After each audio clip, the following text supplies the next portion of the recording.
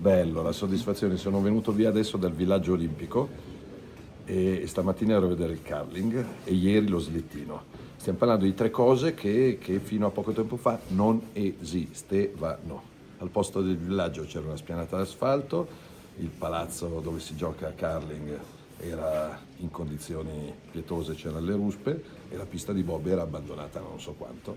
Ecco, lavoro giorno e notte, passione, operai, imprese e adesso l'Italia sta dando un'immagine eccezionale al mondo. Sono stato a vedere atleti che erano a pranzo, che mangiano giorno e notte, palestre, lavanderie, spazi comuni, sorrisi. Quindi è la bella sensazione di aver costruito, fra mille complessità, mille difficoltà, il comitato contro, e Tizio, e Caio e la polemica, però siamo partiti bene. Non si aspettavano così tante medaglie in questi primi 2 giorni, tanti trionfi anche davanti agli occhi di tutti. Sì, questo non dipende da me.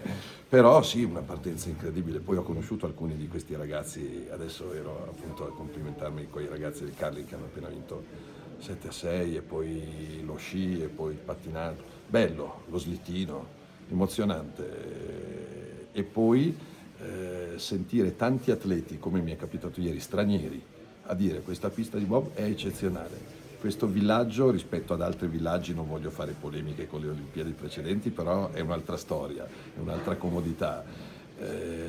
Sapere che ad esempio nella mia Milano il villaggio olimpico diventerà il più grande studentato universitario convenzionato d'Italia, con posti per gli studenti fuori sede a meno di 600 euro al mese, poi arrivare a fare la statale Alemagna con le gallerie facendo meno traffico, diciamo che c'è di che essere contenti. Siamo partiti benissimo.